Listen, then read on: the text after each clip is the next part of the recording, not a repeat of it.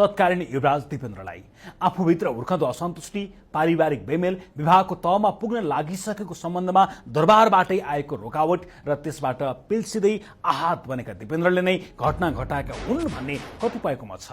तत्कालीन सरकारले बनाएको सर्वोच्च अदालतका तत्कालीन प्रधान न्यायाधीश केशव प्रसाद उपाध्याय नेतृत्वको जाँचबुझ समितिले पनि दिपेन्द्रलाई नै दोषी ठहराएको थियो। श्री 5 युवराजाधिराज सैनिक कम्ब्याट पोशाकमा पिआर कोठामा प्रवेश गरेपछि कालो रङको बन्दुक नाइन एमएम क्यालिबर एसपी-5 के अटोमेटिक सक रेसिभर। तर बहुसंख्यक नागरिकहरूले त्यो प्रतिवेदन मान्न तयार भएनन्।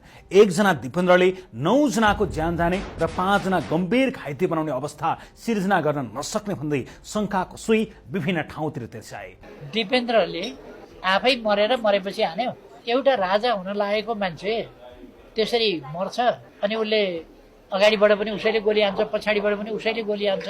छानबिन समितिले घटनाको सम्पूर्ण कारक दिपेन्द्र नै भनिसकेकाले उक्त घटनाबारे थप अध्ययन, अनुसन्धान, अभियोजन, तहकीकात केही पनि भएन। किनभने घटनाको 3 दिनपछि दिपेन्द्रको मृत्यु घोषणा गरिएको थियो। मूर्छित अवस्थामा रहेका भनिएका दिपेन्द्रलाई सो अवधिमा राजा घोषणा गरिएको थियो। त्यसले पनि घटनालाई थप शंकास्पद बनायो र आज पर्यन्त शंकाकै घेरामा छ।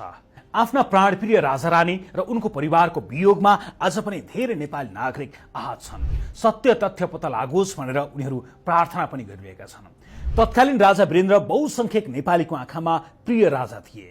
नेपाललाई शान्ति क्षेत्र देश बनाउन चाहने, नागरिकका अधिकार धेरै कुण्ठित तुल्याउन नचाहने, 2036 साल होस् या 2046 सालमा परिवर्तन छिट्टो आत्मसात गर्ने, नागरिकको भावनासँग संवाद गर्ने, साक्षात्कार गर्न रुचाउने जस्ता व्यक्तित्वका रूपमा राजा वीरेन्द्रलाई नागरिकले बुझेका थिए।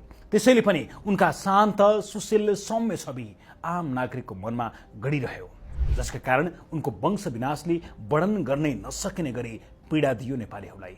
शोकमा सारा देश स्तब्ध बन्यो। उनीहरूका